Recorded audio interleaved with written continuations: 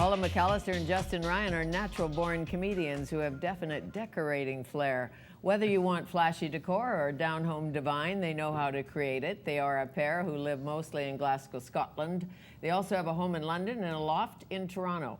It is my pleasure to welcome Colin and Justin of Home Heist Happiness back to Studio 4 to tell us more. Morning. How are you doing, Fanny? That's a great Fine. intro, isn't it? Thank you. Listen to you. You know, I added an H, Home Heist Happiness. I like that. That's what we try and do, do you know? I mean, we pervade joy. That's what we do. As well as decorating homes, we want to make people feel uplifted and energized and really happy. And if we can bring a bit of sparkle, then job done. Now, have either of you done any stand-up? Any real comedy? Any stand-up?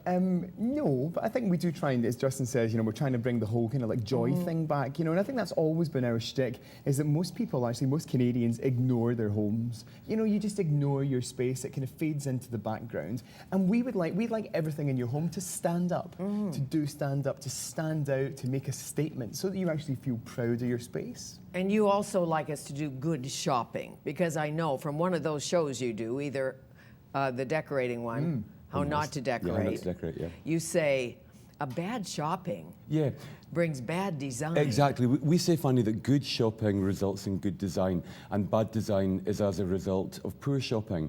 And, you know, it's all there. The high street at the moment is absolutely alive with good opportunity for home styling. And people do knee-jerk reactions and they buy the wrong things. But if they think twice, they only have to buy once. So that's our big maxim. Think twice, buy once. So are you into buying one great chair, like an Adler chair? You know what? Yes, and actually we're trying to say to people with accessories, you know, that sometimes less is more, and we're trying to steer people into buying larger items as well, you know, because I think sometimes, you know, you think, oh, I'll buy that tiny wee thing there, and then you put it in your space and it gets lost, okay? And it's almost like, imagine you were in a room where there was only one supermodel. You know, I don't know, maybe like Claudia was standing there or Naomi was there. You could appreciate the beauty, but put it in a room with 500 supermodels, you're going to get lost in the crowd, you know. So I think we're always trying to tell Canadians to weed out the bad, celebrate the good at home. So you buy the $1 million chair and the people think you have great taste. Yeah. You just haven't finished That's decorating. You get nothing else. Exactly. One, maybe two chairs in your case. It's like the same thing with your clothes, I guess. You have maybe, I don't know, girls, your favourite black dress, or boys, your favourite suit. You change it up by adding a different scarf or different cufflinks or a different shoe, and you completely seasonally adjust as the calendar rolls forward. So that's our big thing as well. Don't overspend, overthink, and then buy the right things accordingly. And how about the lighting? You know about lighting, you're on television. How about the lighting in your home? You know, that's the thing, you know, lighting always sucks in people's homes. You know, it's always really dull, you know, or there's a single light fitting in the centre that does nothing, you know, and I think you always have to think about mood lighting. You know, you want to actually set the tone, you know, and that can be done maybe with having a dimmer switch, maybe by having like table lamps, floor lamps dotted around so you can highlight key areas. And then task lighting, you know, and that could be under cabinet lighting in the kitchen. It could be a desk lamp on your desk as well, you know, because it enables you to do something. So try and be intelligent about your homes. You know, there are people out there who they spend a fortune on the right sofa or the right decor, and then it's the lighting that really lets it down. Sure. How about one chandelier in the bedroom? Oh, do you know what? Not over the dining room table. Well, the thing about chandeliers in a dining room table is that they often get in the way, because I like a really big dramatic chandelier, but in a bedroom it's a much, much better place to really create that whole romance and excitement. And the chandelier market has exploded exponentially over the last few years. There's so much good choice out there. And again, because of competition in the marketplace, everything's come down in price. Let's face it, we live in an economy now where there isn't as much money to spend, and retailers have responded to that correspondingly and give choice without breaking the budget. Well, sure, but if the drapes are shabby and the carpet's not looking that good and you have one great light somewhere. Well, it can distract, can't it? You know, that's the thing, you know, and we always say find a fault, make a feature.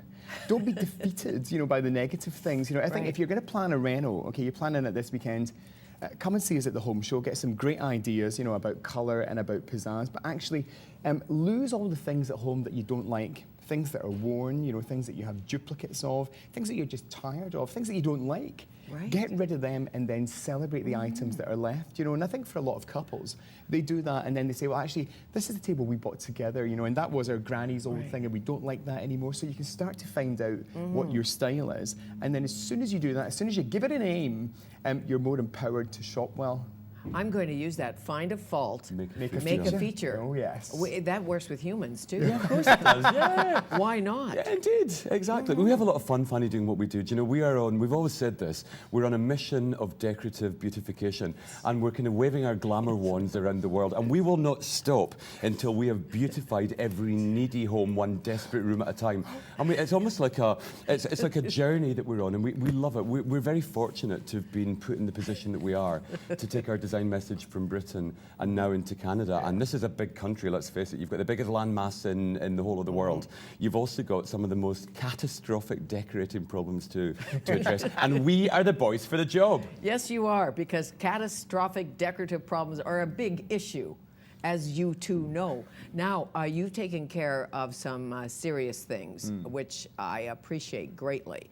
One was when you did Let's Dance to raise money for charity, for comic relief. Indeed. Not so much for comic relief, but for people in need. Yeah, I mean, Comic Relief is a huge telethon. It was started by comedians on the BBC in Britain to raise money for projects in Africa and in the UK. And it has just grown into this huge, big, kind of like, it's every 2 years.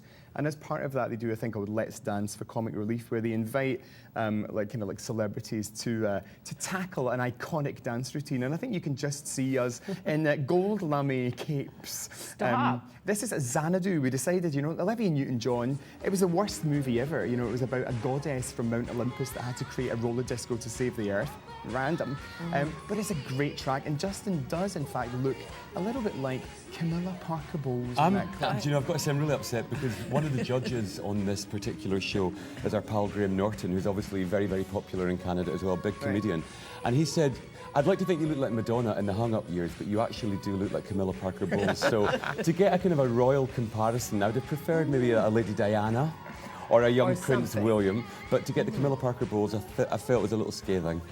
Perhaps. But, you know, Olivia Newton-Baum, I mean, she was a big hit. She was fantastic. Yes. Olivia Newton-John. I like her a lot. You weren't born when she was singing, probably. Well, she was the woman who invented virginity, wasn't she? She very was much so pure and fantastic. Oh, no, very pure, like yourself. Where'd you get the outfit, the little pink frock? I took my brother to the show with us, and my brother said, Justin, you looked a bit more like Little Bo Peep than Olivia Newton-John. So I was given all these criticisms by all my nearest and my dearest, but we had such a good time doing it, Fanny, and it raises such a lot of money. I think, as Colin said, it raised £82.5 million the last time, so we're hoping to raise even more now. Well, you know, I'm thinking, with that outfit, you may get an invite to the royal wedding. Who knew? Do you know, we're gutted. Absolutely. Colin and Justin, gutted of Glasgow and Canada. We haven't yet had our invite. Maybe it's just that we've been in Canada and have missed its arrival at our homes in Britain, but I'd love to be at that wedding. Well, and you know, they love Scotland.